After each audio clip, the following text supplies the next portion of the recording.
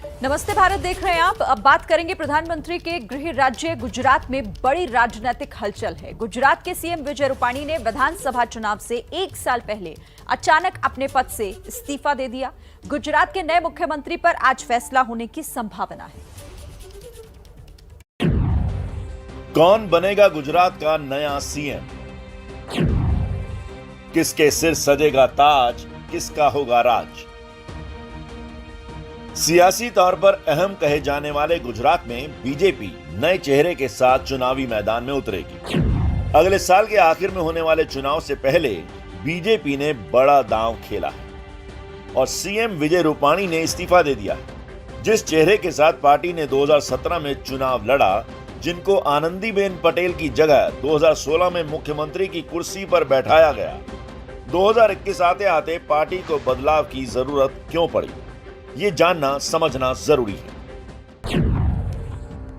सूत्रों के मुताबिक पार्टी की रिपोर्ट थी कि विजय रूपाणी के नेतृत्व में बीजेपी गुजरात में चुनाव नहीं जीत सकती है।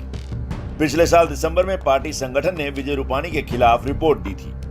इसके बाद तय हो गया था कि पार्टी मुख्यमंत्री बदलेगी। रूपाणी को कहा गया था कि कार्यकाल के 5 साल पूरे होने पर उनको हटा दिया जाएगा। पिछले महीने की 7 तारीख को रूपाणी के 5 साल पूरे हुए थे। लगने लगा था कि रूपाणी कुर्सी बचाने में कामयाब हो गए, लेकिन केंद्रीय नेतृत्व ने संगठन महामंत्री बीएल संतोष को गांधीनगर भेजकर इस्तीफे का समय और तारीख तय करवा दी। मेरा मानना है कि अब गुजरात की विकास की यह यात्रा प्रधानमंत्री जी के नेतृत्व में एक नए उत्साह, नई ऊर्जा के साथ नए नेतृत्व में आगे बढ़नी चाहिए। ये ध्यान रखकर मैंने गुजरात के मुख्यमंत्री पद के दायित्व से त्याग पत्र दिया है। नए सीएम के चयन के लिए आज दोपहर बीजेपी विधायक दल की बैठक होगी, जिसके लिए केंद्रीय मंत्री नरेंद्र तोमर और प्रहलाद जोशी केंद्रीय पर्यवेक्षक बनाए गए हैं। रूपाणी के इस्तीफे के बाद विपक्षी पार्टियों को बीजेपी पर हमला करने का मौका मिल गया। मुख्य विपक्षी पार्टी कांग्रेस और जमीन तैयार कर रही आप ने बीजेपी पर तंज कसा है। हर स्तर पे लोग दुखी हैं और जनता का आक्रोश भाजपा के खिलाफ था, भाजपा की सरकार के खिलाफ। तो एक बलि का बकरा वो विजय रूपाणी को बनाकर वो भाजपा अपनी डूबती नैया ठीक करने की कोशिश में है। पर आखिर में पब्लिक है, सब जानती है। ये भाजपा की बौखलाहट दिखाता है। आज तक कांग्रेस पार्टी एक खुला मैदान, एक वॉक ओवर देती आई भाजपा को, और उसी के चलते भाजपा उस खुले मैदान पे दौड़ता रहा। 27 साल से गुजरात में दौड़े जा रहा है। इतनी खराब परफॉर्मेंस और इतनी बड़ी एंटी इनकम्बेंसी होने के बाद भी भाजपा दौड़ा जा रहा है। लेकिन आज एक शक्ति आई, एक पार्टी आई, एक नेता आया अरविंद केजरीवाल, जिसने भाजपा का रथ रोका। वैसे ये साल बीजेपी के मुख्यमंत्रियों के लिए कुछ अच्छा नहीं बीत रहा। पिछले 6 महीनों में बीजेपी के 4 मुख्यमंत्री इस्तीफा दे चुके हैं।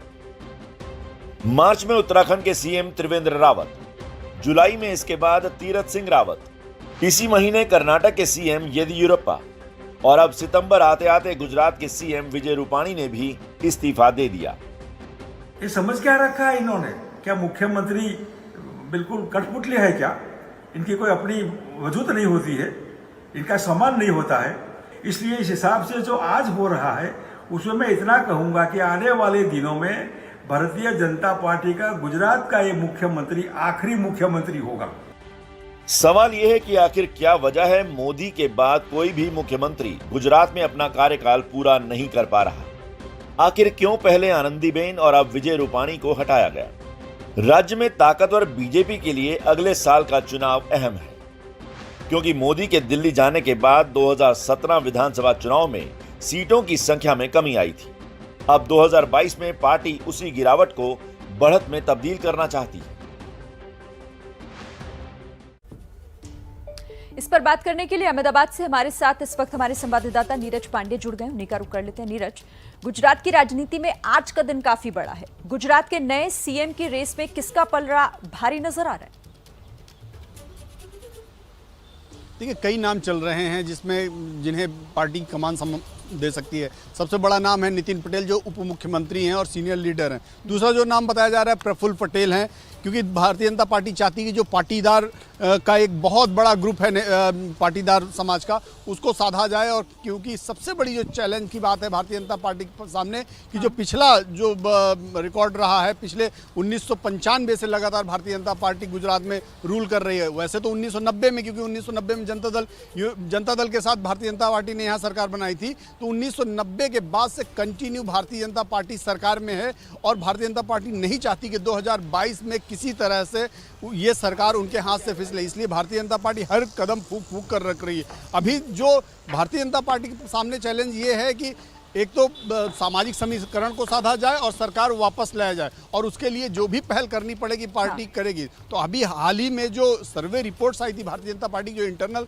सर्वे कराया गया, तो उसमें ऐसा लग रहा था कि शायद विजय रूपाणी के चेहरे पर शायद वो भारतीय जनता पार्टी इस बार 2022 में सरकार वापस ना आ पाए। ऐसे में भाजपा ने चेहरा बदलना ही उचित समझा। तो अब जो सबसे बड़ी समस्या है कि किसको बनाया जाए, तो कुछ नाम लगातार सामने आ रहे हैं, जिसमें सबसे प्रमुख नाम है नितिन पटेल और दूसरा जो नाम है प्रफुल्ल पटेल, जो दमन एंड दीव लक्षद्वीप के एडमिनिस्ट्रेटर हैं। तो ये दो नाम जो लंबे समय तक मोदी सरकार के साथ, नरेंद्र मोदी जब चीफ मिनिस्टर थे तब से लगातार काम करते आ रहे हैं उनके साथ, और अभी भी पार्टी के लिए अलग अलग तरीके से काम कर रहे हैं। तो भाजपा चाहती है कि कुछ नए चेहरों के साथ नया प्रयोग किया जाए, ताकि गुजरात की जो सत्ता है वो फिर से बरकरार रखी जा सके। जी श्रीन। जी नीरज। अच्छा नीरज, ये भी समझना जरूरी है कि विजय रूपाणी को हटाने की प्रमुख वजह क्या निकल कर अब सामने आ रही है? देखिए, विजय रूपाणी की सबसे बड़ी जो वजह मानी जा रही भारतीय जनता पार्टी के अंदर, कि पार्टी के जो बड़े लीडर्स हैं, खासकर जो सीनियर लीडर्स, उनके बराबर के नेताओं, उनके बीच कहीं ना कहीं कोऑर्डिनेशन की कमी थी।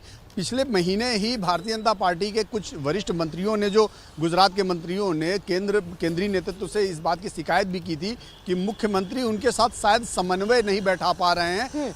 इसकी वजह भी एक मानती है भारतीय जनता पार्टी, या केंद्रीय नेतृत्व मानता है कि लीडर वही है जो आपस के, जो आसपास के नेता हैं, उनके अंदर कोऑर्डिनेशन बैठा। तो सरकार के अंदर कहीं ना कहीं सीएम को लेकर असंतुष्ट थे लोग। इस वजह से भी ये बात माना जा रहा है कि भाजपा ने नेतृत्व परिवर्तन करना ही उचित समझा। और ये कोई पहला नहीं है, इससे पहले भी आप देखें जिन राज्यों में नेतृत्व परिवर्तन किया गया, उसमें भी यही कारण माना गया कि पार्टी का जो इंटरनल डेमोक्रेसी है, उसमें कहीं ना कहीं दिक्कत आ रही। चाहे वो उत्तराखंड का इशू ले लीजिए या दूसरे राज्यों का इशू ले लीजिए, कर्नाटक का हाल ही में इशू, कर्नाटक का इशू तो खैर दूसरा था कि वहाँ पे एज फैक्टर था, लेकिन सबसे बड़ा जो उदाहरण है सामने उत्तराखंड का उदाहरण सामने ये है कि वहाँ भी मुख्यमंत्री को इसीलिए वजह से हटाया गया था, तीरथ सिंह रावत को, कि पार्टी का जो कार्डर था और पार्टी के जो लीडर्स थे, खासकर जो सरकार के अंदर थे, सीनियर जो उनके बराबर के लोग थे, उनमें कहीं ना कहीं समन्वय की स्थिति ठीक नहीं थी। और यही रीजन था, वहां भी बदला गया। और यही रीजन गुजरात में भी माना जा रहा है कि विजय रूपाणी कहीं ना कहीं जो लीडर्स थे उनमें समन्वय बैठाने में नाकाम रहे हैं। तो देखिए, साफ है यहाँ पर कि कुल मिलाकर सरकार पर खतरे को लेकर कोई भी खतरा मोल नहीं लेना चाहती है बीजेपी, इसीलिए ये फैसला। फिलहाल शुक्रिया आपका नीरज, आगे जुड़ेंगे आपसे और डिटेल्स के लिए इसे लेकर। देखिए, गुजरात के नए सीएम के तौर पर तकरीबन आधा दर्जन नाम चल रहे हैं। आइए आपको इस टच स्क्रीन के जरिए दिखाते हैं वो नाम आखिर कौन कौन से हैं। गुजरात के नए सीएम के संभावित चेहरे कौन कौन से हैं? सबसे पहला चेहरा और अहम प्रफुल्ल पटेल का।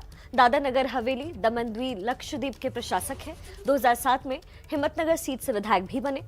साथ ही प्रफुल्ल 2010 से 2012 तक गुजरात के गृह मंत्री रहे और गुजरात में नरेंद्र मोदी सरकार में गृह मंत्री भी ये रह चुके हैं। दूसरा अहम चेहरा गोवर्धन झड़पिया का। पटेल समाज से ही आते हैं, गुजरात के पूर्व गृह राज्य मंत्री रहे हैं। साल 2007 में बीजेपी छोड़कर अपनी पार्टी बनाई और फिर साल 2014 में फिर से बीजेपी में ये शामिल हो गए। तीसरा चेहरा नितिन पटेल का।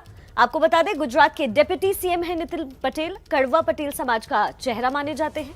1990 में पहली बार विधायक चुने गए और साल 2001 में गुजरात सरकार में वित्त मंत्री बनाए गए। चौथा चेहरा मनसुख मांडविया का। लेवा पटेल समाज से ये आते हैं, गुजरात से बीजेपी के राज्यसभा सांसद भी हैं। फिलहाल मोदी कैबिनेट में स्वास्थ्य मंत्री हैं। साल 2002 में पहली बार मनसुख को विधायक चुना गया।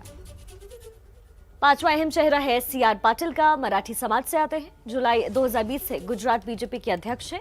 साल 2009 से लगातार नवसारी से बीजेपी के सांसद भी रह चुके हैं। पीएम मोदी के बेहद करीबी माने जाते हैं सीआर पाटिल। और अगला चेहरा है पुरुषोत्तम रूपाला का, जो करवा पटेल समाज से आते हैं। फिलहाल केंद्रीय कैबिनेट में पशुपालन मंत्री हैं। मोदी सरकार 1 में राज्य मंत्री भी रह चुके हैं और पीएम मोदी के पुरुषोत्तम रूपाला भी बेहद करीबी माने जाते हैं। तो देखिए, विधायक दल का नेता चुनने के लिए आज दोपहर विधायकों की बैठक होनी है। उसके बाद ही यह तय होगा कि मुहर आखिर इनमें से किन के नाम पर लगती है।